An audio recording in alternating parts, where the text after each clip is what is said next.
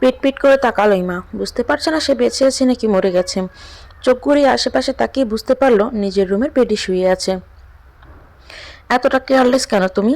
কথাটা ইমার কানে গেলে সেদিকে তাকিয়ে ইয়াদকে দেখতে পায়। সোফায় বসে আছে ইয়াদ। ইমা ধীরে ধীরে উঠে বসলো। ইয়াদ আবার বলল, আমি যদি ঠিক সময়ে পেছনে না দেখতাম তাহলে কফির কাপের মতো তোমার মাথাটা চূর্ণ বিচূর্ণ হয়ে যেত নিচে পড়ে। ইমা মনে করার চেষ্টা করলো তখনকার কথা। ইয়াদ দু পা এগিয়ে ইমার দিকে ঘুরে তাকাতেই ইমা পা পিছলে পড়ে যেতে নাই, কিন্তু ইয়াদ খপ করে ধরে ফেলে ইমার হাতটা। ইয়াদের বুকে এসে পড়ে ইমার অনুভব করতে পারে ইয়াদের অস্বাভাবিকভাবে বেড়ে যাওয়া হার্টবিট। ইয়াদ নিজেও ভয় পেয়ে গিয়েছিল ইমাকে পিছলে যেতে দেখে। ইয়াদের বুকে পড়ে ইমা ভয়ে সেন্সলেস হয়ে যায়। ইমা নিজের দিকে তাকিয়ে বলে, আমি এখানে কিভাবে এলাম? ইয়াদ বিরক্ত গলায় বলল, উড়ে উড়ে এসেছ। ইমা বোকার মতো ইয়াদের দিকে তাকিয়ে বলে, মানে আমি কিভাবে উড়ে আসবো? ইয়াদ বিড়বিড় করে বলে, ইডিয়েট একটা।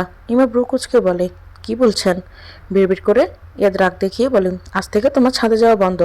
আর কখনো ছাদে পা রাখবে না। তোমার জন্য এই পাশে রিলিং দেওয়া মিনি ছাদটাই ঠিক আছে। ইমার উত্তরের অপেক্ষা না করে ইয়াদ রুম থেকে বের হয়ে গেল। আবার একটু পরে ফিরে এলো। ইমা কিছু বলল না, বেডে বসে রইল। ইয়াদ রুমে এসে সোফায় বসতে সার্ভেন্ট নক করলো দরজায়। ইয়াদ আসার অনুমতি দিলে ব্রেকফাস্ট নিয়ে রুমে ঢুকলো। ইমা তা দেখে বলল, উপরে আনার কি প্রয়োজন ছিল? আপনি তো আজ সুস্থ আছেন। ইয়াদ কিছু না বলে বিরক্ত নিয়ে তাকালো ইমার দিকে, তাই ইমা চুপ করে গেল। সার্ভেন্ট চলে গেলে ইয়াদ বলে, কথা বাদ দিয়ে ব্রেকফাস্ট করে নাও। সবার ব্রেকফাস্ট করা হয়ে গেছে অনেক আগেই।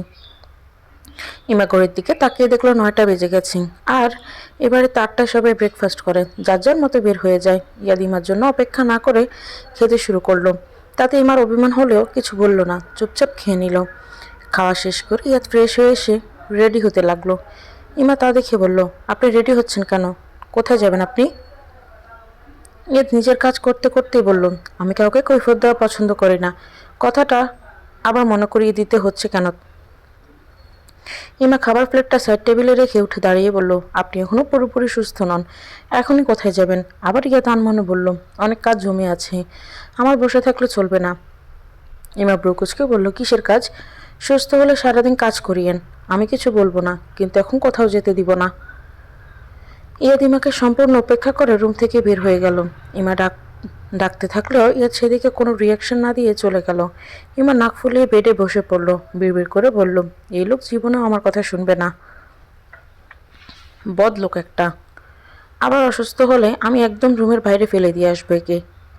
ইমা আবার নিজের মাথার গাঁটটা মেরে বলল, ইমা তুই আসলে একটা ইডিয়েট। এই পিঁপড়ের মতো শরীর নিয়ে এ হাতিকে রুম থেকে বাইরে ফেলে আসবি? না না, আমি কী সব আবল তাবল বলছি। আল্লাহ তুমি ওনাকে হেফাজতে রেখো সবসময়। ইমা কী করবে ভেবে পাচ্ছে না। এখন ভার্সিটি যাওয়ার সময়ও নেই, লেট হয়ে যাবে। ব্রেকফাস্টের ট্রে নিচে রেখে রুমে গেল। দরজায় দাঁড়িয়ে রুমটা স্ক্যান করে নিল। সব এলোমেলো হয়ে গেছে। শাড়ির আঁচল কোমরে গুজে গোছানোর কাজে লেগে পড়ল। ক্লাসে বসে কলম আঙুলে ঘুরিয়ে যাচ্ছে কথা, কিন্তু স্যারের দিকে মনোযোগ একটুও নেই। সকালে বাসা থেকে বের হতেই ঈশানের গাড়ি এসে থামে কথার সামনে। কথা ব্রুকুচকে তাকায় ঈশানের দিকে। গাড়ির ভেতরে সানগ্লাস পরার কারণে খুঁজে পায় না কথা। হোয়াইট টি শার্টের উপর ব্ল্যাক শার্ট পরে সবগুলো বোতাম খুলে রেখেছে। চোখে সানগ্লাস দিয়ে সামনের দিকে তাকিয়ে আছে। কথা ঈশানকে ইগনোর করে সামনের দিকে পা বাড়ালো। ঈশানও ধীরগতিতে কথার সাথে তাল মিলিয়ে গাড়ি এগোতে লাগলো।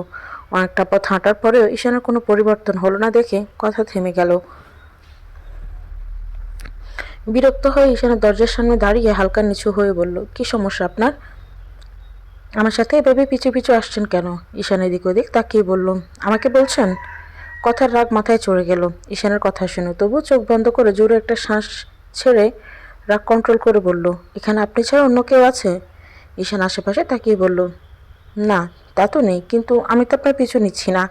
আপনি যাচ্ছেন ফুটপাত দিয়ে আর আমি রাস্তা দিয়ে, আর এটা সরকারি রাস্তা, সবাই যেতে পারে। ঈশানের উত্তরে প্রচণ্ড রাগ লাগছে কথা, তবু শান্তস্বরে বলল, দেখুন আমি যা বলার গতকালই বলে দিয়েছি, এটা নিয়ে বাড়াবাড়ি করবেন না দয়া করে। ঈশান অবাক হয়ে বলল, আমি কি আপনাকে কিছু বলেছি? কথা বিরক্ত হয়ে বলল, আমি কিন্তু ইয়াদ ভাইয়ের কাছে সব বলে দেব। ঈশানের চোখ খুশিতে চকচক করে উঠল। ফট করে দরজা খুলতেই কথা সরে দাঁড়িয়ে অবাক চোখে তাকালো ঈশানের দিকে। ঈশান গাড়ি থেকে নেমে খপ করে দরজায় হাত ধরে বলল, এই প্লিজ তুমি ভাইয়াকে বলে দাও না। তুমি ভাইয়াকে বললে ভাইয়া আমাদের বিয়ে দিয়ে দিবে। আসলে আমি ভাইয়াকে ভয় পাই খুব, তাই বলতে পারবো না। তুমি বললে কাজটা সহজ হয়ে যাবে আমার জন্য। কথা ঝটকা দিয়ে নিজের হাত ছাড়িয়ে নিয়ে বলল, আপনি পাগল হয়ে গেছেন? পাবনার টিকিট কেটে সেখানে চলে যান। ঈশান মুচকি হেসে বলল, তুমি সাথে গেলে আমি পাবনা যেতেও রাজি আছি। কথা বিরক্ত হয়ে বলল, ডিসগাস্টিং লোক একটা। কথা হনহনিয়ে সামনে এগিয়ে গেল, একটা রিক্সা ডেকে উঠে পড়ল। ঈশান সেদিকে তাকিয়ে মুচকি হেসে নিজের ঘাড়িতে উঠে পড়ে। টেবিলে থাপ্পড় মারার শব্দে চমকে উঠল কথা। সামনে তাকিয়ে দেখে মোটা ফ্রেমের চশমার উপর গোল গোল চোখ করে টাকলা স্যার তার দিকে তাকিয়ে আছে। কথা আস্তে করে উঠে দাঁড়ালো নিজের সিট থেকে। টাকলা স্যার কর্কশ গলায় বলল, তোমার মনোযোগ কোথায় কথা? আমি কতবার ডেকেছি তোমাকে? কথা বয়ে বয়ে বলল, সরি স্যার, ভুল হয়ে গেছে। স্যার বিরক্ত হয়ে বলল, প্রথমবারের মতো মাফ করে দিলাম, কিন্তু তুমি দিন দিন ক্লাসে যেভাবে অমনোযোগী হয়ে পড়ছো, নিজের পজিশন ধরে রাখতে পারবে বলে মনে হচ্ছে না। মাথা নিচু করে কথা বলল, সরি স্যার, আর হবে না এমন। স্যার গম্ভীর গলায় বলল, ঠিক আছে, বসো আর ক্লাসে মনোযোগ দাও। কথা ধাপ করে বসে পড়ল সিটে। মনে মনে কয়টা বাজে গালি দিল ঈশানকে আর বলল, সব হয়েছে বদমাস লোকটার জন্য। কথা নিজের চিন্তা থেকে ঈশানকে ছুড়ে বাইরে ফেলে দিয়ে ক্লাসে মনোযোগ দিলুম। এদিকে ঈশান ভার্সিটি ক্যাম্পাসে বসে আছে ফ্রেন্ডদের সাথে। সবাই আড্ডা দিচ্ছে আর ঈশান কথার ভাবনে মুচকি মুচকি হাসছে। কথার ঝাঁঝালো আচরণ ঈশানের বেশি ভালো লাগে। গায়ে পড়া মেয়েদের একদমই সহ্য হয় না ঈশানের। কথা একদমই ঈশানের মনের মতো, যেমনটা ঈশান চায়। কথা হয়তো একদিন ঠিক বুঝতে পারবে, পৃথিবীতে সবাই বাইরের সৌন্দর্য নয়, কেউ কেউ মনের সৌন্দর্যটাও খোঁজে। আপনি বলছেন আমার দাদা দাদি আর ফুফি ছিল, কিন্তু তাদের কোনো স্মৃতি আমার মনে নেই কেন ডক্টর আতিক? ইয়াদের সামনে বসা মানুষটার দিকে তাকিয়ে প্রশ্নটা করলো ইয়াদ। ডক্টর আতিক ইয়াদের দিকে তাকিয়ে মুচকি হাসলো, কিন্তু সে হাসির মানে ইয়াদ বুঝতে পারছে না। ইয়াদ নিজের দৃষ্টি স্থির রেখে আবার বলল, আপনি আমার বাবার মৃত্যু নিয়ে সব বললেও আমার দাদা দাদি আর ফুফির কথা স্পষ্ট করে কিছুই বলেননি। যদি তারা থেকেই থাকতো তাহলে এখন কোথায় আছে তারা? আতিক ফ্লোরে দৃষ্টি রেখে বলল, তোমার ফুফির নাম ছিল তাসফিয়া হামিদ, তবে সবাই তাকে কলি বলে ডাকত। দেখতে ছিল গোলাপের কলির মতো। তোমার পরিবারের সম্পর্কে আমার এত কিছু জানার কারণ তোমাকে আগেই বলেছি। আমি আর তোমার বাবা একসাথে স্কুল কলেজের পড়াশোনা শেষ করেছি। তোমার ফুফি ছিল তোমার বাবার প্রায় 10 বছরের ছোট, তাই তোমার বাবা আর দাদার চোখের মনে ছিল সে, যদিও তার একটা বিশেষ কারণও ছিল। কলি তোমার বাবা 10 বছরের ছোট হলেও আমার 8 বছরের ছোট ছিল। এখন প্রশ্ন করতে পারো, আমি তোমার বাবা 2 বছরের ছোট হলে একসাথে পড়তাম কি করে? ইয়াদ মাথা নাড়িয়ে বলল, আতিক এবার ইয়াদের দিকে তাকিয়ে বলল, ইয়াসের ছোটবেলা থেকে পড়াশোনার প্রতি উদাসীন ছিল, যার জন্য 2 বছর পিছিয়ে পড়ে। ইয়াসিন নিজের কল্পনার জগৎ নিয়ে থাকতে পছন্দ করত। তোমাদের যে এত বড় বিজনেস দেখছো, সেখানে ইয়াসিরের একবেলার পরিশ্রম নেই। ইয়াদ অবাক হয়ে বলল, তাহলে এত বড় বিজনেস? আতিক ইয়াদের কথা শেষ করার আগেই বলল, তোমার দাদা সামলাতো। এটা তোমাদের পূর্বপুরুষদের ব্যবসা ছিল, তাদের প্রত্যেকেই যেন রক্তে মিশেছিল বিজনেস, কিন্তু ইয়াসির তাদের থেকে সম্পূর্ণ আলাদা তৈরি হয়। স্কুল লাইফ থেকে লেখালেখি শুরু করেছিল ইয়াসির। ইয়াদ বুঝতে না পেরে বলল, মানে?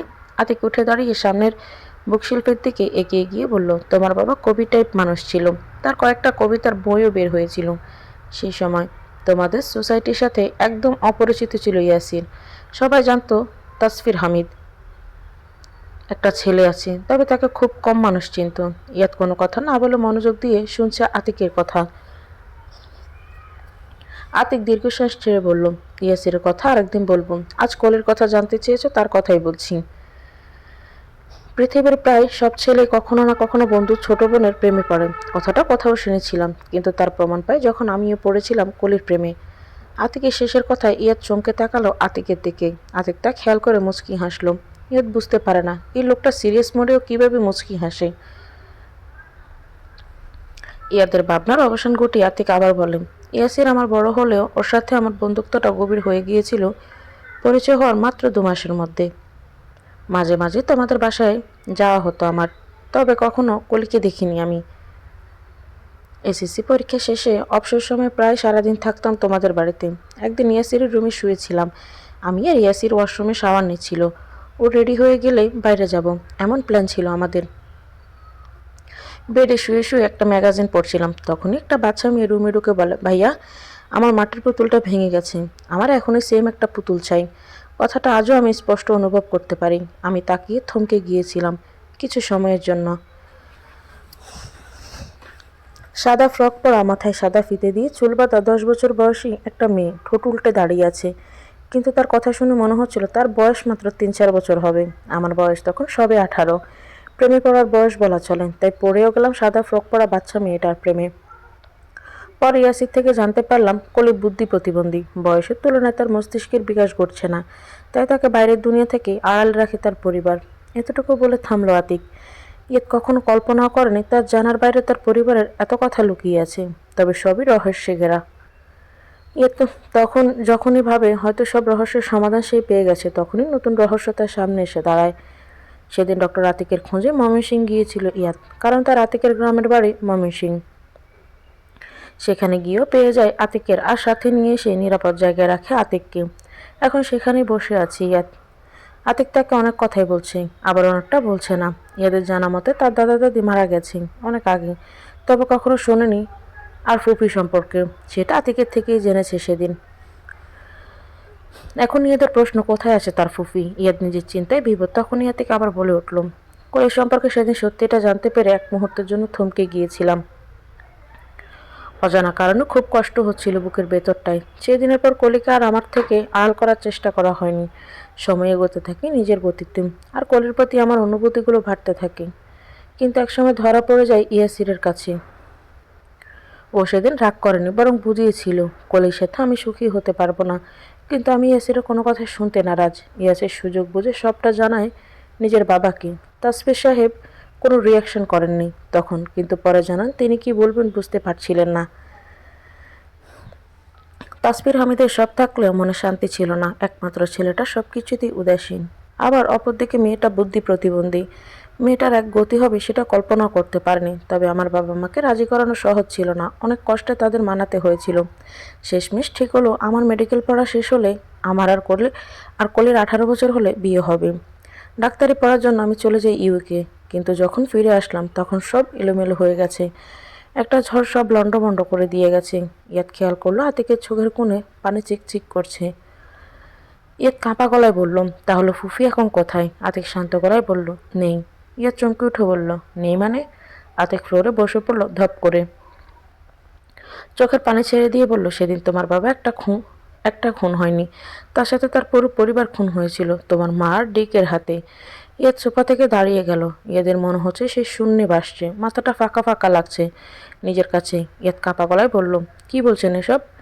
আতিক উচ্চস্বরে কেঁদে উঠে বলল, ঠিক শুনেছ তুমি। তোমার মা আর ডিকে শুধু তোমার বাবার খুনি নয়, তোমার বাবা, দাদা, দাদি, ফুফি আর তোমার দাদার পিয়ে ইমরুলেরও খুনি। এই দুটো মানুষ রূপী নরপিশাচ। ইয়াদ ধপ করে বসে পড়ল সোফায়, শরীরটা কাঁপছে তার। এতদিন জেনেছিল শুধু তার বাবাকে খুন করেছে, তারপর জানলো এমার বাবাকে খুন করেছে, আর এখন আরও 3জন মানুষ। ইয়াদের ঘৃণায় মরে যেতে ইচ্ছে করছে। এত জঘন্য একজন মানুষের পেটে কেন জন্ম নিতে হলো তার? উত্তরটা হয়তো আল্লাহ তাআলাই ভালো জানেন। আতিক কাঁদতে কাঁদতে বলল, আমার কলিকে কেন মারলো বলো তো? ওকে আমার কাছে দিয়ে দিত, আমি ওকে নিয়ে দূরে কোথাও চলে যেতাম। আমার কোলেটা তো বলতেও পারতো না তার বাবা মাকে তার সামনে যে খুন করেছে। তাহলে কেন মারলো আমার কলিকে? যে মেয়েটার ছবি বুকে নিয়ে অপেক্ষা করেছিলাম কবে তাকে প্রাণ ভরে দেখব সামনে থেকে, কিন্তু তাকে শেষবারের মতো দেখার ভাগ্য আমার হয়নি। মৃত্যুর সময় আমার কলি কতটা কষ্ট পেয়েছে। আতিক কাঁদছে আর ইয়াদ সোফায় বসে আছে মাথা নিচু করে। আতিককে কি সান্ত্বনা দেবে? ইয়াদের নিজের চোখ থেকে টপ টপ করে পানি পড়ছে।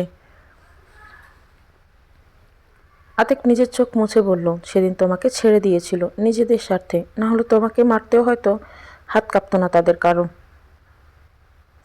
যে সম্পত্তির জন্য এত কিছু করলো, শেষে জানতে পারে ইয়াসিরের সাইন নিয়ে তাদের কোনো লাভ হয়নি, কারণ ইয়াসিরের নামে কোনো প্রপার্টিই ছিল না।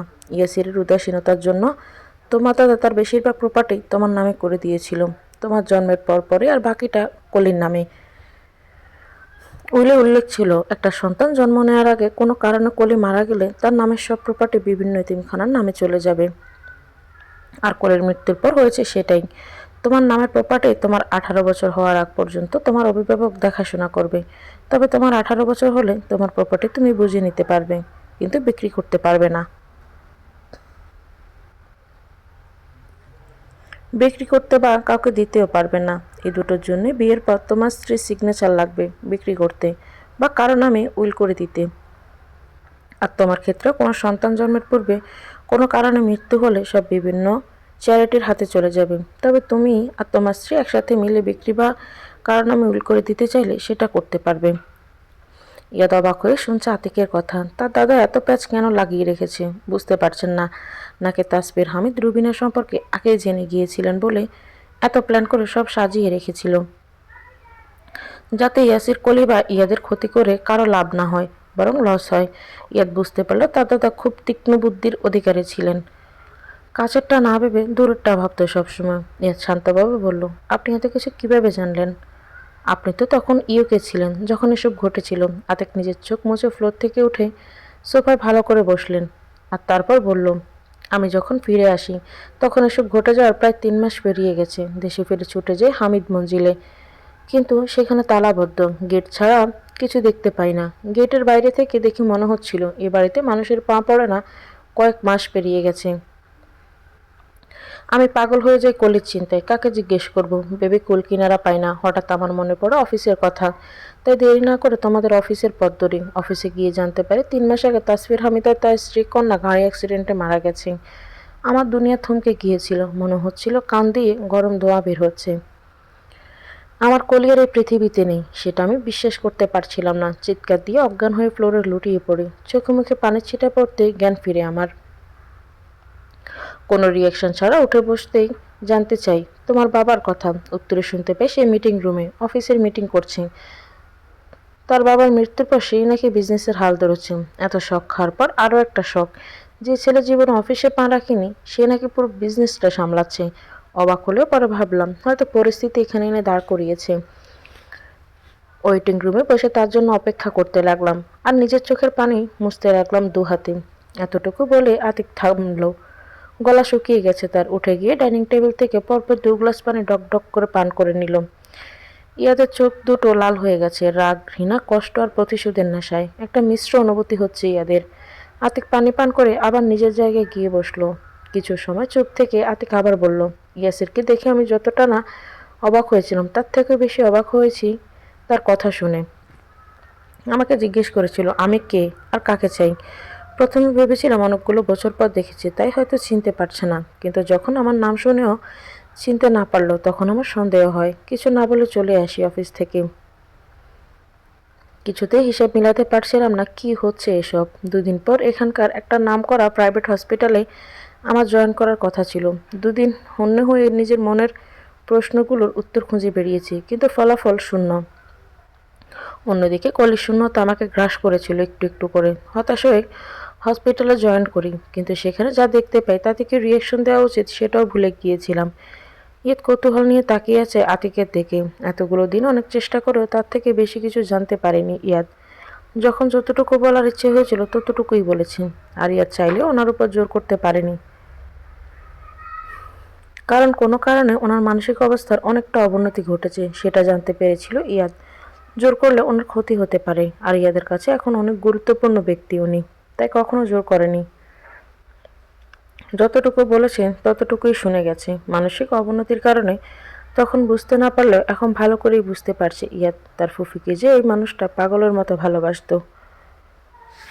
তার প্রমাণ এত বছর পরও ওনার হাউমাউ করে কান্না করাটা। আজ নিজের ইচ্ছেতে উনি সব বলছে দেখে ইয়াদ চুপচাপ শুনে যাচ্ছে। তার সবটা জানা খুব দরকার ছিল। ঈদ অস্থির গলায় বলল, কি দেখতে পান হসপিটালে গিয়ে? আতিক কিছু সময় চুপ থেকে বলল, আমার মাথা ব্যথা করছে এখন, আর কিছু বলতে পারবো না। আমার কলিকে দেখতে ইচ্ছে করছে খুব। ঈদ বুঝতে পারলো ওনার উপর বেশি চাপ পড়ে গেছে আজ, তাই আর কিছু বলল না। ওনাকে ঘুমোতে বলে বের হয়ে গেল ফ্ল্যাট থেকে। ঈদ প্রতিদিনই এখানে আসে যদি কিছু জানতে পারে সে আশায়। আজ অনেক কিছুই জানতে পেরেছে সে, তবে আরও অনেক প্রশ্ন রয়ে গেছে মনে। তার উত্তর একমাত্র আতিক হোসেন দিতে পারেন। ইয়াদ ড্রাইভ করে অফিসের দিকে যাচ্ছে। রেগে নেই, তবে মনে মনে ভয়ঙ্কর সিদ্ধান্ত নিল। বিড়বিড় করে বলল, আবরার হামিদ ইয়াদ অনেককে হসপিটালে পাঠালেও এখনও কাউকে কবরে পাঠায়নি। কবরে পাঠানোটা শুরু আর শেষ হয়তো মিসেস অ্যান্ড মিস্টার কবিরকে দিয়েই হবে। ইয়াদ ভেবেছিল সব প্রমাণ জোগাড় করে এদের আইনের হাতে তুলে দেবে, কিন্তু এসব জানার পর সেটা কখনোই করবে না। ইয়াদ এদের নিজের হাতে একটু একটু করে শাস্তি দেবে। কতগুলো জীবন কেড়ে নিয়েছে এরা। শুধুমাত্র কিছু প্রপার্টির জন্য? ইয়াদের বাবার খুন তার চোখের সামনে হয়েছে বলে কিছুটা মনে আছে, কিন্তু দাদা দাদি বা ফুফির কোনো স্মৃতি তার মস্তিষ্কে নেই। আজ রবিনা কবিরের উপর ঘৃণাটা কয়েক গুণ বেড়ে গেল ইয়াদের। ডিকে বিরক্ত হয়ে সোফায় বসে আছে আর রবিনা বেডে। ডিকের বিরক্তির কারণ রবিনাকে একটা কাজ দেওয়া হয়েছে, সেটাও সে করতে পারছে না। দিশার বিরক্ত হয়ে বলল, তোমার একটা কাজ করতে আর কতদিন লাগবে বলতে পারো? রবিনার দ্বিগুণ বিরক্তি নিয়ে বলল, ওই মেয়ের আশেপাশে গেলেই বিরক্ত লাগে আমার। ওর সাথে মিশে সিগনেচার জোগাড় করা আমার পক্ষে সম্ভব নয়। আমি আগেই বলেছি। দিশা রেগে বলল, হাতে হাত গুটিয়ে বসে থাকলে কেউ কাজগুলো করে দিয়ে যাবে না। বিদেশ থেকে ফেরার পর তোমার ছেলে যেদিন থেকে অফিসে জয়েন করেছে, সামান্য কিছু করতে গেলেও তার অনুমতি নিতে হয় আমাকে। এসব আমার পক্ষে সহ্য করা সম্ভব হচ্ছে না। ইয়াদের সিগনেচার জোগাড় করো। আরও কঠিন, কারণ সে প্রত্যেকটা বিষয়ে অতিরিক্ত পরিমাণে সচেতন। তোমার মতো মাথামোটা মহিলার ইয়াসিরের মতো গাদার ছেলে এমন চালাক কী করে হলো বুঝতে পারি না আমি। এই কোনোভাবে ইয়াদ আমার ছেলে নয় তো? রুবিনা রেগে বলল, ইয়াদ যখন জন্ম নেয় তখন তুমি জেলে পৌঁছে মরছো 2 বছর ধরে, তাহলে ও তোমার ছেলে কি করে হলো? ডেকে চিন্তা করে বলল, তাহলে ওরা তো তীক্ষ্ণ চিন্তা ভাবনা কি করে হলো? রুবিনা ভাবলেহীনভাবে বলল, ইয়াদের দাদার সামনে তোমার চালাকি কিছুই না। দেখো না, এমন প্যাঁচ লাগিয়ে রেখেছে এত বছর ধরে, খুলতে পারছি না। ইয়াদও দাদার মতো হয়েছে। ডেকে বিরক্ত হয়ে বলল, তবু তো বুড়োটার গোষ্ঠীশুদ্ধ বিনাশ আমিই করলাম। এখন শুধু ইয়াদ আর ইয়ানা বাকি রয়ে গেছে। ডেকের কথা শুনে চমকে উঠল রুবিনা, ব্যস্ত গলায় বলল, এটা কি বলছো? তুমি কিন্তু কথা দিয়েছিলে ইয়াদ বা ইয়ানাকে তুমি প্রাণে মারবে না। ইয়াদকে প্যারালাইজড করে রাখবে আর ইয়ানাকে বিয়ে দিয়ে দেবে। ডেকে থমথম খেয়ে বলল, হ্যাঁ হ্যাঁ, সেটাই করব। একবার শুধু সব হাতে পেয়ে যাই। কথাটা শেষ করে ডিকে রহস্যময়ভাবে হাসলো, যা রুবিনার নজর এড়ালো না। ডেকে রুবিনাকে ভালো করে বুঝিয়ে দিতে লাগলো ইমার থেকে কিভাবে সিগনেচার নিতে হবে। মনে হচ্ছে অন্ধকার আর নিস্তব্ধতা গ্রাস করে নিয়েছে চারপাশ। দেয়ালঘড়ির টিকটিক শব্দ ছাড়া আর কিছুই কানে আসছে না। ইমা মিনি ছাদে বসে গেটের দিকে তাকিয়ে আছে। চিন্তার বিষণ্ণতা ইমাকে পুরোপুরি গ্রাস করে নিয়েছে। গড়তে রাত 2:20। ইয়াদের এখনও কোনো খবর নেই। ইয়াদ রাত করে বাসায় ফিরলেও কখনো এত রাত করে না। ইমা অনেকবার ইয়াদের নাম্বারে ট্রাই করেছে, কিন্তু সুইচ অফ বলছে। আজ ইয়ানাকেও কিছু জানতে পারেনি, কারণ ইয়ানা ভার্সিটি থেকে এসে আর রুম থেকেই বের হয়নি। কি হয়েছে তাও বলেনি। ইমার চোখ লেগে এসেছিল, তাই ডাইনিং টেবিলে বসে থেকে রাত একটা ঘড়ির টুংটাং শব্দে ঘুম ছুটে যায়। তখন খেয়াল করে দেখে ইয়াদ আসেনি। আবার কল দেওয়ার চেষ্টা করে, কিন্তু বারবার ওপাশ থেকে একজন ভদ্রমহিলা বলা দুঃখিত আওয়াজটাই কানে আসে। ইমা ডাইনিং টেবিল থেকে রুমের মিনি ছাদে এসে বসেছে। তাও 1 ঘন্টার অধিক সময় চলে গেছে। ইয়াদ সকালে বের হয়ে যাওয়ার পর তার আর কোনো খোঁজ নেই। রনি জানিয়েছে ইয়াদ রাত 9টার দিকে অফিস থেকে বের হয়ে গেছে। ইমার অজান্তে চোখ থেকে দুপাটা পানি গড়িয়ে পড়ল। আকাশের দিকে তাকিয়ে বলল, হে খোদা, তুমি কি আমার ভাগ্যে একটু সুখ লিখতে পারতে না? আমার ভাগ্যের তিক্ততা ছাড়া আর কিছুই কি দেওয়ার মতো ছিল না? ইমা চিৎকার করে কাঁদতে ইচ্ছে করলো, নিঃশব্দে চোখের পানি বিসর্জন দিতে লাগলো। অন্যদিকে ইয়ানার চোখ মুখ ফুলে গেছে। কাঁদতে কাঁদতে চোখের সামনে ভেসে উঠছে আরমান আর তার কলিগ মিস নীরার সে দৃশ্য। ম্যাথ প্রবলেমের বাহানা বানিয়ে আরমানের কাছে যাওয়ার জন্য কেবিনের সামনে গেলে ভেতর থেকে মিস নীরার আওয়াজ পেয়ে ইয়ানা পা থমকে যায়। ইয়ানা দরজায় নক না করে ধীরে পায়ে জানালার কাছে গিয়ে দাঁড়ায়। জানালাটা খোলাই ছিল, তাই ভেতরে কী হচ্ছে দেখতে অসুবিধা হয়নি ইয়ানার। মিস নীরা ভার্সিটিতে নতুন জয়েন করেছে টিচার হিসেবে, মাত্র কয়েক মাস আগেই।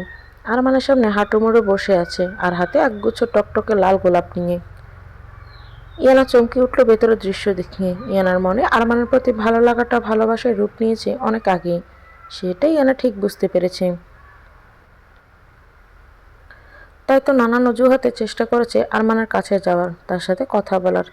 ইয়ানা নিজেকে সামলে নিল এই দৃশ্য দেখেও, কারণ তার বিশ্বাস আরমান কখনো অ্যাকসেপ্ট করবে না। কিন্তু পরক্ষণে ইয়ানার প্রত্যাশার বাইরে গিয়ে আরমান নীরার হাতের ফুলগুলো নিজের হাতে নিল আর ফুলগুলোর ঘ্রাণ নিয়ে মুচকি হাসল। ইয়ানার অজান্তে 2 চোখ ভরে উঠল নোনা জলে। আরমান কিছু বলার আগে নীরা উঠে দাঁড়িয়ে জড়িয়ে ধরল আরমানকে। ইয়ানার পক্ষে এর থেকে বেশি দেখা সম্ভব হলো না। ঘুরে দাঁড়ালো উল্টো দিকে আর হাতের উল্টো পিঠে চোখ মুছে সামনের দিকে পা বাড়ালো। আর এক মুহূর্তে দেরি না করে বের হয়ে গেল ভার্সিটি থেকে। বাসে এসে নিজের রুমে গিয়ে আর বের হয়নি। ইমা অনেকবার নক করেছে, কিন্তু ইয়ানা দরজা খোলেনি। ইমা ক্লান্ত হয়ে ফিরে গেছে। বাকি দিনটা কেঁদে কাটিয়েছে। রাত গভীর হওয়ার সাথে ইয়ানার বুকের ভেতরটা আরও ভারী হয়ে আসছে। গেটে গাড়ির আলো পড়তে ইমা চোখ মুছে নিল আর ভালো করে লক্ষ্য করলো ইয়াদের গাড়ি ঢুকছে। ইমা দ্রুত পায়ে ড্রয়িং রুমের দিকে পা বাড়ালো। ইয়াদের কাছে চাবি থাকে সবসময়, তাই নক না করে দরজা খুলে ভেতরে ঢুকলো।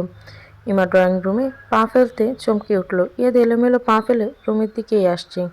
ইয়াদকে দেখে যে কেউ বলতে পারবে সে ড্রিঙ্কস করেছে।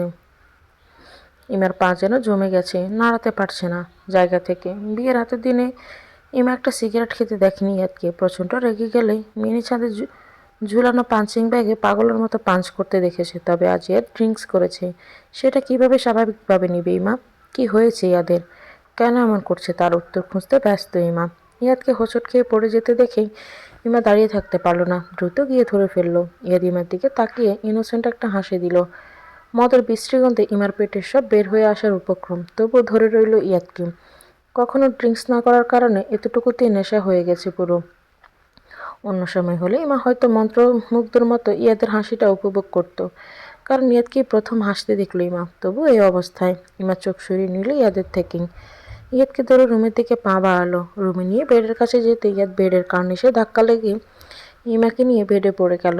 ইয়াদ নিচে পড়লো আর ইমা ইয়াদের উপরে। ইমার মাথা থেকে ঘুমটা সরে গেছে অনেক আগে, চুলগুলোতে মুখ ঢেকে গেছে।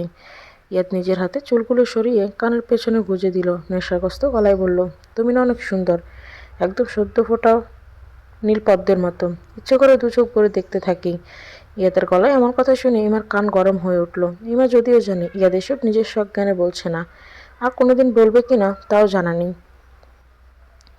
তবু ইমাকে অদ্ভুতভাবে নাড়া দিচ্ছে ইয়াদের কথাগুলো। ইমা বুঝে উঠতে পারছে না তার কি করা উচিত। ইয়াদ দুহাতে ইমার কোমর জড়িয়ে ধরল। ইমা কেঁপে উঠল ইয়াদের স্পর্শে, কিন্তু পরক্ষণে মনে হলো এটা ঠিক হচ্ছে না।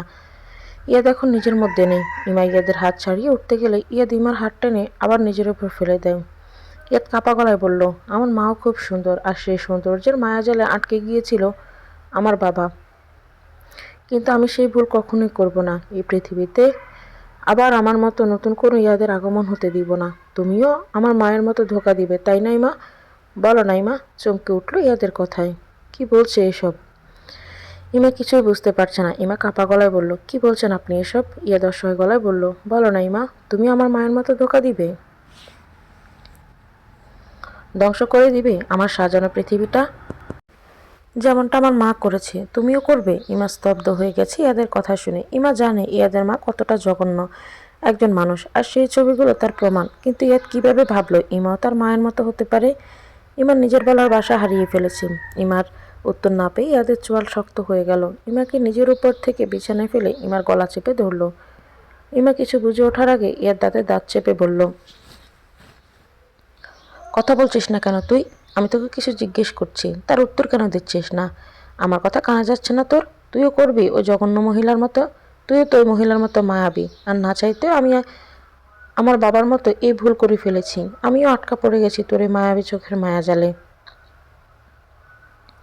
ইমার দম বন্ধ হয়ে আসছে, মনে হচ্ছে চোখ দুটো কোঠর থেকে বেরিয়ে আসবে। কিছু বলার মতো শক্তিও পাচ্ছে না। ইয়াদ এত জোরে চেপে ধরেছি। ইমা কিছু বলার আগে ইয়াদ নিজে ইমার গলা ছেড়ে ইমার গালে হাত রাখলো। ইমা ছাড়া পেয়ে কাশতে লাগলো আর হাঁসফাঁস করতে লাগলো। ইয়াদ ইমার চোখে নিজের হাতে মুছে দিয়ে বলল, কষ্ট হচ্ছে? এই তোমার কষ্ট হচ্ছে? জানো আমারও কষ্ট হয়, খুব কষ্ট হয়। চিৎকার করে কাঁদতে ইচ্ছে করে। আমার জীবনটা এমন কেন হলো জানতে ইচ্ছে করে। কেন আমার মা আর 5টা মায়ের মতো হলো না? চোখ বন্ধ করলে মনে হচ্ছে আমার বাবা আমাকে বলছে, ইয়াদ তোর মা খুনি, আমাকে আর আমার পুরো পরিবারটাকে খুন করেছে তোর মা। ইমা অসহায় চোখে ইয়াদের দিকে তাকিয়ে আছে। ইয়াদের চোখ থেকে অজরের ধারায় পানি গড়িয়ে পড়ছে, আর তা দেখে ইমার বুক ফেটে যাচ্ছে কষ্টে। ইমা হয়তো রাগ করা উচিত ইয়াদের ব্যবহারে, কিন্তু ইমার রাগ হচ্ছে না, বরং ইয়াদের জন্য কষ্টে বুকটা ফেটে যাচ্ছে। এই পাথরের মতো মানুষটার ভেতর এতটা কষ্ট লুকিয়ে আছে সেটা বোঝার চেষ্টা করছে ইমা। ইয়াদ ইমাকে ছেড়ে উঠে বেড ঘেঁষে ফ্লোরে বসে পড়ল। দুহাতে নিজের চুল আঁকড়ে ধরে চিৎকার করে কাঁদতে লাগলো। ইমা দ্রুত উঠে এসে ইয়াদের সামনে বসলো। ইয়াদের মুখটা নিজের হাতের আঁচলে নিয়ে কাঁদতে কাঁদতে বলল, কি হয়েছে আপনার? আপনি এমন করছেন কেন? আমাকে বলুন কোথায় কষ্ট হচ্ছে আপনার? ইয়াদ আবার ইমার দুগালে ধরে বলল, তুমি আমাকে কখনো ধোকা দিও না প্লিজ। আমি আর নিতে পারছি না, মরে যেতে ইচ্ছে করছে, মরে যেতে ইচ্ছে করছে আমার। কথা শুনে ইমার বুকটা ধক করে উঠল। ইয়াদকে কাঁদতে দেখে এমনিতেই কলেজে ছিঁড়ে যাচ্ছে ইমার। একটু কষ্ট এমন করে কাঁদার মতো মানুষ ইয়াদ নয়, সেটা ইমা ভালো করেই জানে। ইমা একটু উঁচু হয়ে ইয়াদের মাথা নিজের বুকের সাথে চেপে ধরল। কাঁদতে কাঁদতে বলল, আমি কখনো আপনাকে ধোকা দিব না, আপনি শান্ত হন দয়া করে। ইমা ফ্লোরে বসে আছে আর ইয়াদ ইমার বুকে মাথা রেখে ফ্লোরে শুয়ে আছে শান্ত হয়ে। ইমা এতক্ষণ খেয়াল করলো ইয়াদের হাত থেকে রক্ত বের হচ্ছে, আবার রক্ত জমাটো বেঁধে আছে অনেকটা জায়গায়, পুরো হাতে রক্ত শুকিয়ে আছে। দেখে মনে হচ্ছে কিছুতে পাঞ্চ করার জন্য হাত কেটে গিয়ে রক্ত বের হয়ে থেমে গিয়েছিল, এখন আবার কোনো আঘাত লেগে বের হচ্ছে। এই মেয়েদের হাতটা নিজের হাতে নিয়ে আবার কেঁদে দিল। ইয়াদ ইমার বুকে শান্ত হয়ে শুয়ে আছে, তাই ইমা সরতেও পারছে না ব্যান্ডেজ আনার জন্য। আশেপাশে তাকিয়ে বেডে নিজের ওড়না দেখতে পেল, সেটা হাত বাড়িয়ে নিয়ে দ্রুত পেঁচিয়ে দিল ইয়াদের হাতে, তারপর ওনার উপর দিয়ে কিস করে আবার কাঁদতে লাগলো। ইয়াদ ঘুমিয়ে পড়েছে ইমার বুকে, আর ইমা ইয়াদের মাথাটা দুহাতে বুকের সামনে আঁকড়ে ধরে নিঃশব্দেই কেঁদে যাচ্ছে। ইয়াদের কষ্ট সহ্য হচ্ছে না ইমার, আর নিজের কষ্টের কথা ভুলে গেছে ইয়াদকে দেখেই। সারাদিন অফিসে ছটফট করেছে ইয়াদ, নিজেকে আটকাতে পারেনি। তখন অফিস থেকে বের হয়ে আবার ছুটে গিয়েছিল আতিকের কাছে বাকিটা শুনতে। পুরোটা শুনে ইয়াদের বুকটা জ্বলতে শুরু করে, কিছুতেই নিজেকে সামলে উঠতে পারে না। আতিকের ফ্ল্যাট থেকে বের হয়ে গাড়ির কাছে সজোরে পাঞ্চ করে, কাঁচ ভাঙার সাথে হাত কেটে রক্ত বের হতে থাকে। সেদিকে ভ্রুক্ষেপ না করে গাড়ির উঠে হাই স্পিডে ড্রাইভ করতে শুরু করে। ফাঁকা জায়গায় গাড়ি থামিয়ে বের হয়ে রাস্তায় হাঁটু গেড়ে বসে গলা ছেড়ে চিৎকার করে কাঁদে কিছুটা সময়, কিন্তু কিছুতেই বুকের ভারী ভাবনাটা কমে না। ছুটে যায় নাইট ক্লাবের দিকে, যেখানে সে আগে কখনো পাও রাখেনি, আর ভবিষ্যতে রাখবে কিনা তাও জানে না। অনেক সময় নিজের সাথে যুদ্ধ করে গলায় ঢেলে দেয় অ্যালকোহল নামক তিক্ত পানীয়। বুকের কষ্টটা কমলো কিনা ইয়াদ বুঝতে পারল না, তবে খেয়ে নিল আরও কিছুটা। একসময় বের হয়ে আসে ক্লাব থেকে এলোমেলো পায়ে, গাড়ির কাছে যেতে গিয়ে হোঁচট খেয়ে পড়েও যায় দুবার। এলোমেলো গাড়ি চালিয়ে বাসায় পৌঁছায় কোনো মতে। ভোরের আলো ফুটতে শুরু করেছে বাইরে, পাখিরা কিচমিচ শব্দ করে। ইমা এখনো ফ্লোরে বসে আছে সেভাবেই, ইয়াদ ইমার কোলে মাথা রেখে ঘুমিয়ে আছে। ইমা এক দৃষ্টিতে তাকিয়ে আছে তার কোলে মাথা রেখে ঘুমিয়ে থাকা মানুষটার দিকে। বাকি রাতটাও ইমা এভাবেই পার করেছে। ইমা ভাবছে, ইয়াদ কি কখনো সজ্ঞানে এভাবে তার কোলে মাথা রাখবে? পরক্ষণে ভাবল, ইয়াদের দোষ কোথায় যদি সে মেয়েদের সহ্য করতে না পারে? একটা ছেলে মেয়েদের সম্মান করতে শেখে তার মায়ের থেকে, মেয়ের বিশ্বাস করতে শেখে তার মা চোখ বন্ধ করে বিশ্বাস করার পর। একটা ছেলে নিজের মাকে দিয়ে সমস্ত মেয়ে জাতিকে চিনতে জানতে শিখবে, সেটাই স্বাভাবিক। একজন সন্তানের প্রথম শিক্ষক তার মা। তাহলে ইয়াদের দোষ কোথায় যদি মেয়েদের বিশ্বাস না করে? কারণ ইয়াদ জেনে যায় চোখ দিয়ে তার দুনিয়া চেনার কথা, সেই মানুষটাই জঘন্য। তাহলে কিভাবে বিশ্বাস করবে বাকি মানুষগুলোকে? ইমা ইয়াদের কপালে নিজের ঠোঁট ছুঁয়ে দিল, বিড়বিড় করে বলল, আমি কখনো পারবো না আপনার জীবনের অতীত কষ্টগুলো মুছে দিতে, তবে এটুকু বিশেষ অবশ্যই অর্জন করব। সব মানুষ এক হয় না। কখনো ধোকা দেওয়া তো দূর, হাজার কষ্ট দিলেও আপনার দিকে অভিযোগ নিয়ে তাকাবো না। এদের ঘুম ভেঙে গেছে আগেই, তবে চোখ খুলতে ইচ্ছে করছে না। মাথাটা ভারী লাগছে, সে বুঝতেও পারেনি সে কোথায় শুয়ে আছে, আর বোঝার চেষ্টাও করেনি। ইমা ইয়াদের কপালে কিস করতে ইয়াদের ভেতরটা কেঁপে উঠল। ইমা বিড়বিড় করে কথাগুলো বললেও ইয়াদের কথাগুলো শুনতে প্রবলেম হলো না।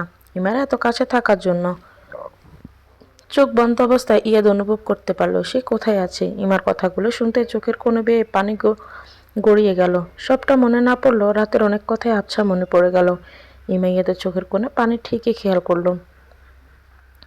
হাতের আঁচল পেতে পানির কণাটা হাতের তালুতে নিল, মুচকি হেসে বলল, ছেলেদের চোখের পানি মুক্তার চেয়ে অনেক বেশি দামি হয়। মুক্তা তো গভীর সাগরের অতলে ঝিনুকের মাঝে লুকিয়ে থাকে, আর ছেলেদের চোখের পানি মনের ঠিক কতটা গভীরে লুকোনো থাকে সেটা হয়তো কেউ কখনো খুঁজে বের করতেও পারবে না।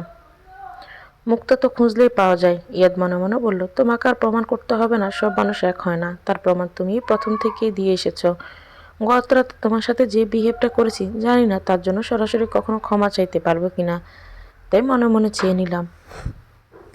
যে জঘন্য মানুষগুলোর জন্য তোমার মতো নিষ্পাপকে ভুল বুঝতে বাধ্য হয়েছিলাম, তাদের শাস্তি দেওয়ার সময় হয়ে গেছে ইমা, কঠিন শাস্তি। ইয়াদের ইচ্ছে করছে না ইমার কোল থেকে নিজের মাথা সরিয়ে নিতে। মনে হচ্ছে অনেক বছর পর একটা শান্তির জায়গা খুঁজে পেয়েছে, সেখানে থাকলে কোনো কষ্ট তাকে ছুঁতে পারবে না। সারা রাত বসে থাকার জন্য ইমার পেট ব্যথা করছে। ইমা নড়াচড়া করতে ইয়া ধীরে ধীরে চোখ মেলে তাকালো। চোখাচোখি হয়ে গেল দুজনের। ইয়াদ অপলক তাকিয়ে আছে ইমার চোখ দুটোর দিকে। ইমাও থমকে গেছে ইয়াদের ঘুম ঘুম চোখে তাকানো দেখে, তবে মনে মনে ভয় পাচ্ছে। ইয়াদ কি রিয়াকশন দিবে নিজেকে ইমার কোলে মাথা রেখে শুয়ে থাকতে দেখে। ইয়াদের চোখ গেল ইমার গলার দিকে। ফর্সার গলা ইয়াদের হাতের চাপের কালো দাগ পড়ে গেছে। ইয়াদের বুকটা কেঁপে উঠল ইমার গলা দেখে। মেয়েটাকে কতটা কষ্ট দিয়ে ফেলেছে ভেবে নিজেও কষ্ট পেল। ইমা কাপা গলায় বলল, আপনি ফ্রেশ হয়ে আসুন, আমি আপনার জন্য লেবুর পানি নিয়ে আসছি, খেয়ে নিলে ভালো লাগবে। ইয়াদ ইমার কথায় কর্ণপাত না করে আগের মতো ইমার দিকে তাকিয়ে রইল। ইমা ইতস্ত বোধ করছে ইয়াদের এমন দৃষ্টি দেখে। ইয়াদ আনমনে বলল, সামনে যে জটকা আসছে, পারবে তো আমার হাতটা শক্ত করে ধরে পাশে থাকতেন, নাকি ভুল বুঝে দূরে সরে যাবে? ইমা ইয়াদের মুখে এমন কথা শুনে একটু বেশি অবাক হলো, কারণ এখন যে ইয়াদ নেশায় নেই সেটা বোঝাই যাচ্ছে। তাহলে এমন কথার মানে কি? ইমা চিন্তিত হয়ে বলল, কি হয়েছে আপনার, কি বলছেন এসব? ইয়াদ মুচকি হেসে বলল, হয়নি, তবে হবে। ইমা বোকার মতো তাকিয়ে বলল, কি হবে? ইয়াদ আর কিছু না বলে উঠে বসলো। তারপর ইমার দিকে তাকিয়ে মলিন হেসে বলল, সেটা খুব তাড়াতাড়ি দেখতে পাবে, তবে যাই হবে তার জন্য নিজেকে প্রস্তুত রেখো। ইয়াদ ইমাকে আর কিছু জিজ্ঞেস করার সুযোগ না দিয়ে ধীর পায়ে ওয়াশরুমে ঢুকে গেল। ইমা সেদিকে তাকিয়ে রইল কিছুটা সময়। কেন যেন ইমার ভয় করতে শুরু করলো। মনে হচ্ছে যেটা হতে চলেছে সেটা ভালো কিছু হবে না, বরং খুব খারাপ হবে। ইয়াদের হঠাৎ এমন শান্ত হয়ে যাওয়া বিশাল কোনো ঝড়ের পূর্বাভাস মনে হচ্ছে। ইমার ওয়াশরুমের দিকে তাকিয়ে না থেকে উঠে নিচে যাওয়ার জন্য পা বাড়ালো, তবে মাথা থেকে চিন্তাটা কিছুতেই গেল না। ইয়াদ শাওয়ার ছেড়ে মাথা নিচু করে দাঁড়িয়ে আছে। যা করার আজই করতে হবে, না হলে দেরি হয়ে যাবে। ইয়াদ শাওয়ার নিয়ে বের হলো টাওয়েল পরে, কিছু নিয়ে যায়নি ওয়াশরুমে যাওয়ার সময়, তাই বাধ্য হয়ে টাওয়েল পরে বের হতে হলো। ইয়াদ বিষণ্ণ মন নিয়ে বের হলো ওয়াশরুম থেকে। ইমা লেবের পান নিয়ে রুমে এসে দেখি ইয়াদ ড্রেসিং টেবিলের সামনে দাঁড়িয়ে চুল মুছছে, কোমরে একটা টাওয়েল জড়ানো। ইয়াদের দিকে তাকিয়ে সেদিনের মতো ইমার হাতে থাকা গ্লাসটা কাঁপতে লাগলো। এতে উপরে ডেকে দেওয়া ঢাকনা আর গ্লাসের ঠকঠক শব্দ তৈরি হতে লাগলো। ইয়াদ অদ্ভুত শব্দ শুনে দরজার দিকে তাকিয়ে দেখি ইমা গ্লাস হাতে দাঁড়িয়ে কাঁপছে। ইয়াদ ধীর পায়ে ইমার দিকে এগিয়ে যেতে লাগলো, আর তাতে ইমার কাঁপাকাঁপি অনেকটাই বেড়ে গেল। ইয়াদ ইমার হাত থেকে লেবুর পানিটা নিয়ে ডকডক করে খেয়ে নিল। ইমার দৃষ্টি ইয়াদের মসৃণ বুকে বিন্দু বিন্দু পানির দিকে।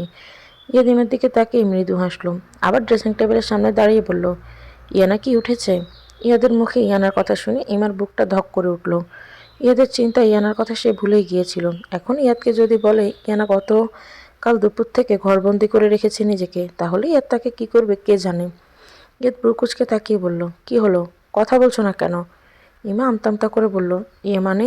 ইয়াদ সিরিয়াসলি হয়ে বলল, ইমা কি হয়েছে স্পষ্ট করে বলো। ইমা কাপা গলায় বলল, ইয়ানা আপু গতকাল দুপুরে ভার্সিটি থেকে এসে রুমে গেছে, আর বের হয়নি। আমি অনেক ডেকেছি, দরজাও খোলেনি। ইয়াদ চমকে উঠে বলল, হোয়াট? ইয়ানা গতকাল দুপুর থেকে রুমে বসে আছে, আর তুমি এখন আমাকে জানাচ্ছ? ইমা ব্যস্ত গলায় বলল, আপনার ফোন অফ ছিল, আমি কিভাবে জানাতাম? ইয়াদ রেগে বলল, আমার ফোন রাতে অফ ছিল, দুপুরে নয় ইডিয়েট। তুমি তখনই আমাকে জানাওনি কেন? ইমা ভয় পেয়ে গেল ইয়াদের রাগ দেখে, তবু ধীর গলায় বলল, আপু দুপুরে বলেছিল ক্লান্ত লাগছে, ঘুমাবো, ডিস্টার্ব করো না। কিন্তু আর খুলবে না সেটা আমি জানবো কিভাবে? আজ যখন আপনাকে জানাতে যাব তখন আপনার ফোন অফ হয়ে গিয়েছিল। ইয়াদ ইমাকে আর কিছু না বলে দ্রুত চেঞ্জ করে ইয়ানার রুমের দিকে দৌড় লাগালো। দরজায় জোরে জোরে নক করে ইয়ানাকে ডাকতে লাগলো। অনেক সময় ডাকার পরেও যখন সাড়া পেল না, ইয়াদের ভয়ে হাত পা কাঁপতে লাগলো। বোনটার কিছু হলে ইয়াদ বাঁচতে পারবে না। দরজা ভাঙার সিদ্ধান্ত নিতে ইয়ানা দরজা খুলে দিল। ইয়ানার দুকাত ধরে রাগী গলায় বলল, কি হয়েছে, দরজা খুলছিলি না কেন? জানিস কতটা ভয় পেয়ে গিয়েছিলাম, কি হয়েছে তোর?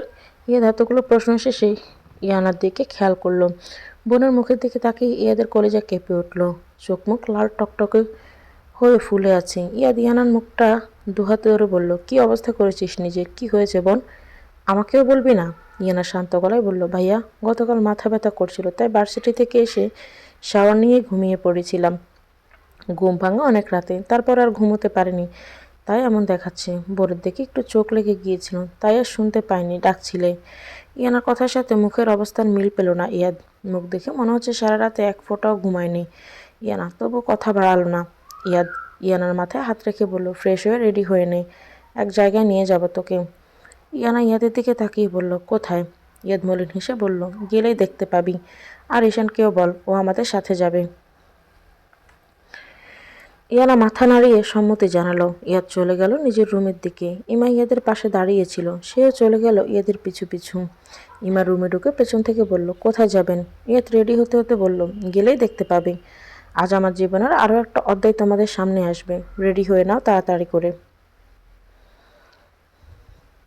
ইয়াদের কথায় সবাই ব্রেকফাস্ট করে নিল, তবে ব্রেকফাস্ট টেবিলে ইয়াসির বা রুবিনের কোনো দেখা মিলল না। এটা নতুন কিছু নয়, তাই কেউ সেটা নিয়ে মাথা ঘামালো না। খাওয়া শেষে সবাই একসাথে বের হলো। ইয়াদ ড্রাইভ করছে আর ইমা তার পাশে বসে আছে। পেছনে সিটে ঈশান আর ইয়ানা। আশেপাশে তাকে ইয়ানা বলল, ভাইয়া এটা কোথাকার রাস্তা? ইয়াদ উত্তরে কিছু বলল না, চুপচাপ গাড়ি ড্রাইভ করতে লাগলো। উত্তর না পেয়ে ইয়ানাও চুপ করে গেল।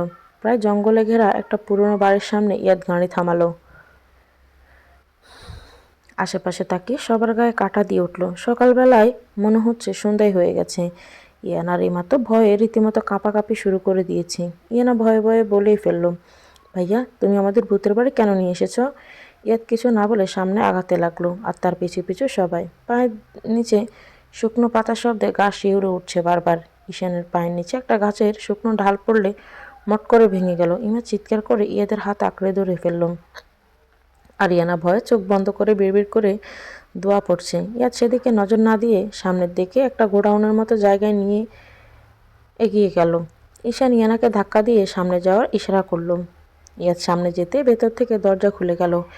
ইয়াদের হাত ধরে ইমাও ভেতরে ঢুকে পড়লো, আর পেছন পেছন ঈশান আর ইয়ানা। ভেতরে গিয়ে অবাক হলো, কারণ ভেতরটা দেখে মনে হচ্ছে না এটা পুরনো গোডাউন। তবে সামনে তাকিয়ে ইমা, ইয়ানা আর ঈশানের পা থমকে গেল। ইয়াদ বাবলেহীনভাবে দাঁড়িয়ে পড়ল। ঈশান চমকে উঠে বলল, এসব কি ভাইয়া? বাবা মাকে এভাবে বেঁধে রেখেছে কারা? ইয়াদ শান্ত গলায় বলল, আমি। তিনজনই চমকে তাকালো ইয়াদের দিকে, আর ইয়ানা অবাক হয়ে বলল, কিন্তু কেন? ইয়াদ আগের ভঙ্গিতে বলল, ওনাদের পাপের হিসাব দেওয়ার সময় হয়ে গেছে তাই। ঈশান আবার রেগে বলল, ভাইয়া এসব কি হচ্ছে? আমি কিছু বুঝতে পারছি না। ইয়াদ ঈশানের দিকে তাকিয়ে বলল, একটু অপেক্ষা কর, সব বুঝতে পারবি। ইয়াদ ইশারা করতে জাম্বে গিয়ে রুবিনার ডিকের মুখের টেপ খুলে দিল। ডিকে রেগে চিৎকার করে বলল, এসব কোন ধরনের বেয়াদবি ইয়াদ? ইয়াদ দ্বিগুণ তেজি গলায় বলল, গলা নামিয়ে কথা বলুন মিস্টার দিশার কবির ওরফে ডিকে। ইয়াদের মুখে দিশার কবির নাম শুনে মনে হয় আকাশ থেকে পড়ল রুবিনা আর দিশার। কাপা গলায় দিশার বলল, কিসের ডিকে আর কে দিশার? ইয়াদ, তোমার মাথা ঠিক আছে? আমি তোমার বাবা ইয়াসিন হামিদ। ইয়াদ একটা চেয়ার টেনে পায়ের ওপর পা তুলে বসলো, আর তাচ্ছিল্যের সুরে বলল, নিজের নামই ভুলে গেছেন মিস্টার দিশে কবির? তা অবশ্য ভুলবারই কথা। এতগুলো বছর ধরে ইয়াসির হামিদের মুখোশ যে পড়ে আছেন, তবে মিস্টার দিশার আপনি ভুলে গেছেন সামান্য একটা প্লাস্টিক সার্জারি করে কারো মুখোশ লাগানো গেলেও কখনো সেই মানুষটা হয়ে ওঠা যায় না। ঈশান অবাক হয়ে বলল, ভাইয়া তোমার মাথা ঠিক আছে তো নাকি? কী সব বলে যাচ্ছ পাগলের মতো? ইয়াদ ইয়ানা আর ঈশানের উদ্দেশ্যে বলল, তোদেরা যেমন কিছু সত্যি জানাতে এখানে আনা হয়েছে, যার কিছুটা আমি আজ থেকে 12 বছর আগেই জেনেছিলাম। পুরোটা আমাকে তখন জানানো হয়নি, কারণ বয়স কম ছিল, সামলে উঠতে পারবো না। কিন্তু যতটুকু জেনেছিলাম সেটাও সামলে উঠতে পারিনি। আর এই তার ফলস্বরূপ তোদের সামনের এই রোবটের মতো আচরণ করা আবরার হামিদ ইয়াদ, যে সে 12 বছর আগে হাসতে ভুলে গেছে, নিজের অনুভূতি প্রকাশ করতে ভুলে গেছে। তবে সব সত্যি জানার জন্য নিজেকে প্রস্তুত করার পর বাকিটাও জানা হয়ে গেছে আমার। এবার জানার পালা তোদের আর ইমার। তোমরাও আজ কিছু জানার আছে, তাই কোনো প্রশ্ন না করে শুধু দেখতে থাকো। তো মিস্টার দিশার, আমরা কোথায় ছিলাম? আপনি নিজের নাম তো ভুলে গেছেন। দেখুন তো এই মানুষটাকে চিনতে পারেন কিনা? ইয়াদ ইশারা করতেই আতিক প্রবেশ করলো রুমে। তাকে দেখে দিশার ভ্রু কুঁচকে গেল, কারণ সে চিনতে পারছে না আতিককে। দিশার বিরক্তি নিয়ে ইয়াদের দিকে তাকিয়ে বলল, কে এটা? ইয়াদ তার ছেলের হাসি দিয়ে বলল, চিনতে পারলেন না তো? চেনার কথাও নয়, কারণ উনি ইয়াসির হামিদের প্রাণপ্রিয় বন্ধু, দিশার কবিরের নয়। ওনার আরও একটা পরিচয় আছে। উনি ইয়াসির হামিদের আদরের ছোট বোনের হবু স্বামী ছিলেন, যে বোনকে মাথায় আঘাতের পর আঘাত দিয়ে আপনি নিজের হাতে খুন করেছেন। আর ওনাকেও খুন করতে চেয়েছিলেন, তবে সেটা না চিনেই। দিশার আবার চমকে উঠল ইয়াদের কথায়, কপাল থেকে ঘাম বেয়ে পড়তে লাগলো। ইয়াদ তা দেখে মুচকি হাসলো আর বলল, কোনো ব্যাপার না, পরের জনকে আপনি অবশ্যই চিনতে পারবেন। ইয়াদের কথা শেষ হওয়ার সাথে সাথে এক ভদ্রলোক রুমে প্রবেশ করলো। তাকে দেখে দিশার আর রবিনা চোখ কোঠর থেকে বেরিয়ে আসার উপক্রম হলো। দিশার উত্তেজিত গলায় বলল, কামরুল তুই?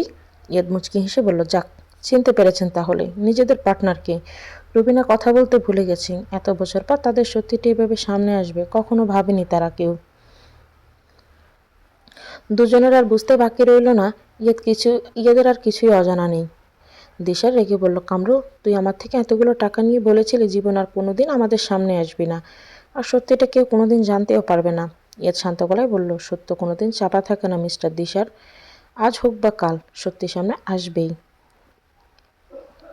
দিশার আবার শয়তানি হেসে বলল, তো এত কিছু জেনে গেছো আর এটা জানোনি আমি কে আর কি? ইয়াদ বাঁকা হেসে বলল, এতটা সময় নিয়েছি কোনো কাঁচা কাজ করতে নেই মিস্টার দিশার কবির ওরফে ইন্টারন্যাশনাল মাফিয়া ডিকে। আচ্ছা, আপনার কানে কি একবারও আঘাত করেনি আমি আপনাকে কতবার ডিকে বলে ডেকেছি? তবু বুঝতে পারেনি আমি কোনো ডিকে বলছি আপনাকে? এই মাথা নিয়ে এত কিছু কীভাবে করলেন বলুন তো? ইয়াদের কথায় দিশারের মুখ হাঁ হয়ে গেল। সবসময় ডিকে নামে সবাইকে সাড়া দিতে দিতে তার খেয়ালই হয়নি ইয়াদ তাকে ডিকে ডেকেছি। ঈশান অবাক হয়ে বলল, মাফিয়া? ইয়ানা থম মেরে দাঁড়িয়ে আছে। কি হচ্ছে সব তার মাথার উপর দিয়ে যাচ্ছে। ইমা কিছুটা জানতে বলে তেমন রিয়াকশন দিচ্ছে না, বরং পুরোটা জানার চেষ্টা করছে। রবিনা হাঁ করে তাকিয়ে আছে ইয়াদের দিকে। ইয়াদ ঈশানের প্রশ্নের তাচ্ছিল্যের হাসি দিয়ে বলল, ইয়েস, মাফিয়া, ড্রাগ সাপ্লাই, নারী ও শিশু পাচার, অস্ত্র পাচার, এমন আরও অনেক মহান কাজের লিডার উনি। জানেন তো মিস্টার ডিকে, আমি চাইলে আরও 12 বছর আগে প্রশ্ন তুলতে পারতাম আমার বাবার খুনের, যেদিন এই সত্যিটা জেনেছিলাম। কিন্তু তখন কিছুতেই পেরে উঠতাম না আপনার সাথে। আমি চাইলে ডিএনএ টেস্টের সাহায্যে প্রমাণ করতে পারতাম আপনি আমার বাবা নন। তবে এতে আপনার লস হতো না, বরং আমার লস হতো। টাকার জোরে প্রমাণ করে দিতেন আপনি ইয়াসির হামিদ, আর আমি ইয়াসির হামিদের সন্তান, আবরার হামিদ ইয়াদ নই। তাই ফিরে গিয়েছিলাম নিজেকে একটু একটু করে গড়ে তুলতে, আর আজ দেখুন আপনার ক্ষমতা আমার সামনে শূন্য। ইয়ানা আর না পেরে ইয়াদের সামনে দাঁড়িয়ে বলল, ভাইয়া তুমি কি বলছো? আমি কিছুই বুঝতে পারছি না, কি হচ্ছে এসব? উনি আমাদের বাবা। ইয়ানার দুগালা হাত রেখে চোখের পানি মুছে দিয়ে বলল, ইয়ানা, উনি আমাদের বাবা নন। আমাদের বাবা তো তোর জন্মের আগেই খুন হয়ে গেছে এই নরপশুদের হাতে। ইয়ার চোখ মুছে জাম্বির দিকে তাকে ইশারা করতে বড় পর্দায় একটা পর সে ছবিগুলো বাঁচতে লাগলো। ইয়ানা 2 কদম পিছিয়ে গেল, সাথে ঈশানও। ইয়ানা আর ঈশান চোখ ভরা বিস্ময় নিয়ে রুবিনা আর দিশারের দিকে তাকালো। রুবিনা মাথা নিচু করে চোখের পানি ফেললেও অনুশোচনার কোনো চিহ্ন দেখা গেল না দিশারের চেহারায়। ইয়ানা বলল, আমি এখনো কিছু বুঝতে পারছি না ভাইয়া, এই ছবিগুলো? ইয়াদ দিশারের দিকে তাকিয়ে বলল, তো মিস্টার ডিকে বোঝানোর দায়িত্বটা আপনি নেবেন নাকি আমাকেই বলতে হবে? দিশা রেগে চিৎকার করে বলল, হ্যাঁ, আমরা খুন করেছি ইয়াসির হামিদকে আর তোর পুরো পরিবারকে। ইয়ানা পড়ে যেতে নিলে ইমা ইয়ানাকে সামলে নেয়, আর ইয়াদ তাকিয়ে আছে তার মা নামক মানুষটার দিকে। আজ কেন চোখ তুলে নিজের সন্তানদের দিকে তাকাতে পারছেন না? এখনও তো পুরোটা জানে না ইয়ানা আর ঈশান। পুরোটা জানলে মা নামক মানুষটার মুখ দেখতেও চাইবে না আর কোনো দিন। দিশারের পরিণতি ইয়াদের ঠিক করা হয়ে গেছে, কিন্তু রুবিনার কি শাস্তি দেবে সেটা ঠিক করতে পারছে না। সৎ মা তো নয়, নিজের আপন মা, যার গর্ভে 10 মাস 10 দিন আশ্রয় পেয়েছে এই পৃথিবী দেখার সৌভাগ্য হয়েছে। এ তো সেই মা যার এক ফোঁটা দুধের দাম দেওয়ার মতো সামর্থ্য আল্লাহ পৃথিবীতে কোনো সন্তানকে দান করেননি। কথাগুলো ভাবতেই এদের চোখ ভরে এলো পানিতে। পরক্ষণে চোখের সামনে ভেসে উঠল দম আটকে আসা বাবার একটু শ্বাস নেওয়ার জন্য ছটফট করা সেই দৃশ্য। ইয়াদ রুবিনের সামনে গিয়ে বলল, একটু মায়া হয়নি তার জন্য যার সাথে 6টা বছর সংসার করেছেন? একটু মায়া হয়নি যার সাথে 6টা বছর ভালোবাসার অভিনয় করে গেছেন? অভিনয় করতে করতে ভালো না বাসলেও তার জন্য তো একটু মায়া জন্ম হয়নি আপনার মনে? একটু হাত কাঁপেনি যার সন্তান নিয়ে গর্ভে ধারণ করে পৃথিবী দেখিয়েছেন? তার শ্বাসরুদ্ধ করতে? কথাগুলো বলতে বলতে ইয়াদের চোখ থেকে পানি গড়িয়ে পড়ল, তবু ইয়াদ থামল না। আবার বলল, একটুও কষ্ট হয়নি যারা নিজের বাবা মায়ের মতো আপনাকে আগলে নিয়েছিল তাদের মৃত্যুর পরিকল্পনা সামিল হতে? আপনার পরিবার তো আপনাকে আবর্জনা মনে করে ডাস্টবিনে ছুঁড়ে ফেলে দিয়েছিল, আর সেখানেও মানুষগুলো আপনাকে আপন করে কাছে টেনে নিয়েছিল। কষ্ট হয়নি তাদের ধোঁকা দিতে? একটু বিবেকেও বাঁধেনি আপনার? রবিনা কিছু বলছে না, মাথা নিচু করে চুপচাপ চোখের পানি ফেলছে। ইয়ানা অপলক তাকিয়েছে মা আর ভাইয়ের দিকে। এখনও সে অনেক কিছুই বুঝতে পারেনি, আর ঈশানও। তাদের মনে অনেক প্রশ্ন জমা হচ্ছে ক্রমাগত। ঈশান ভাঙা গলায় বলল, ভাইয়া আমি? ইয়াদ ঈশানের দিকে না তাকিয়ে উত্তরে বলল, একটু অপেক্ষা কর, একে একে সব প্রশ্নের উত্তর পেয়ে যাবি। তাহলে শুরুটা না হয় আপনিই করুন আতিক আঙ্কেল। আতিক ইয়াদের দিকে তাকিয়ে দীর্ঘশ্বাস ছেড়ে যতটা ইয়াদকে বলেছিল ততটা বলে একটু দম নিল। তারপর আবার বলল, সবসময় পাঞ্জাবি পাজামা পরে, চোখে মোটা ফ্রেমের চশমা লাগিয়ে কবি কবি ভাব নিয়ে থাকা মানুষটাকে ফরমাল পোশাকে দেখে অবাক হয়েছিলাম। পরক্ষণে ভেবে নিলাম পরিস্থিতির চাপে মানুষ নিজেকে বদলে নেয়, কিন্তু সে যখন আমাকে চিনতে অস্বীকার করলো তখন অবাক না হয়ে মনে সন্দেহ জাগলো। কিছু না বলে বের হয়ে আসলাম। তারপর দুদিন অস্থিরতা নিয়ে সত্যিটা জানার চেষ্টা করতে থাকি, কিন্তু ফলাফল শূন্য। বিষণ্ণতা নিয়ে হসপিটালে জয়েন করি, কিন্তু সেখানে গিয়ে জানতে পারি আরেক নির্মম সত্যি।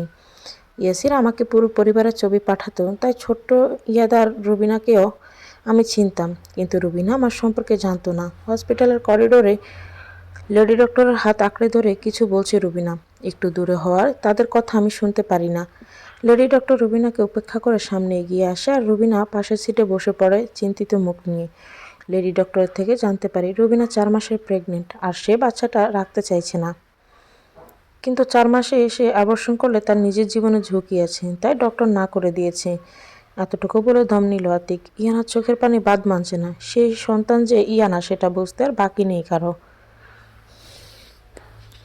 ইয়ানা ভাবতেই পারছে না তার মা তাকে এই পৃথিবীতে আসার আগেই খুন করতে চেয়েছিল। তার মা চায়নি সেই পৃথিবীতে বাতাসে নিঃশ্বাস নিক। ইয়ানা পাথরের মূর্তির মতো নিঃশব্দে চোখের পানি ফেলছে। আজকের এই কষ্টের কাছে গতকাল আরমানের দেওয়া কষ্টটা খুব বেশি ফিকে মনে হচ্ছে ইয়ানার কাছে। এদিকে ঈশান ভাবছে ইয়াসির হামিদের মৃত্যু যদি ইয়ানার জন্মের আগেই হয়ে থাকে তাহলে সে কার সন্তান? এ দিশান নামক জঘন্য খুনির? ঈশান ভাবতে পারছে না কিছু। আবার আতিকের গলার কানে আসতে সবাই নিজেদের ভাবনা বাদ দিয়ে তার কথায় মনোযোগ দিল। সে ডক্টরের থেকে আরও জানতে পারে রুবিনার ছেলে কোমায় আছে, প্রায় 3 মাস হতে চলল। এ কথা শুনে আমি থমকে যাই কয়েক মুহূর্তের জন্য। সেই ডক্টরের থেকে ইয়াদ কোথায় আছে জেনে এক পা করে এগিয়ে যেতে থাকি সেদিকে। আইসিইউর সাদা বেডটায় শুয়ে আছে ছোট্ট একটা শরীর। দেখে মনে হচ্ছে শরীরটাতে এক বিন্দু রক্তের অস্তিত্ব নেই, এমন ফ্যাকাশে সাদা হয়ে গেছে। চোখের সামনে ভেসে উঠল ইয়াসিরের পাঠানো ইয়াদের হাসি খুশি মুখের সেই ছবি। ছোট্ট থেকে এক ফোঁটা পানি গড়িয়ে পড়ল আমার চোখ। ছোট ইয়াদের কপালে চুমু খেয়ে বের হয়ে আসি আইসিইউ থেকে। হিসাব মেলাতে ব্যস্ত হয়ে পড়ি। আঙ্কেল আন্টি আর কলি মারা গিয়েছে প্রায় 3 মাস, আর ইয়াদও কোমায় আছে 3 মাস। তবে কি ইয়াদও সেই গাড়িতেই ছিল নাকি অন্য কোনো কারণ আছে? এদিকে ইয়াসিরের আচরণ আমার মনে গভীর সন্দেহ বুনে দিয়েছিল। উপায় না পেয়ে ফলো করতে শুরু করে ইয়াসির নামক দিশারকে। বেশ কিছুদিন ফলো করার পর এক বিকেলে তার সাথে দেখতে পাই অ্যাডভোকেট কামরুল ইসলামকে।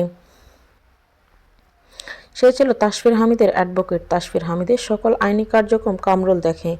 কামরুলের আগে তার বাবা ছিল তাসফির হামিদের অ্যাডভোকেট। সেই সুবাদে কামরুলকে অনেক আগে থেকেই চিনি আমি। আর তাদের কথোপকথনের এক পর্যায়ে জানতে পারি ইয়াসির সেজে থাকা মানুষটা ইয়াসির নয়, দিশার নামক কেউ।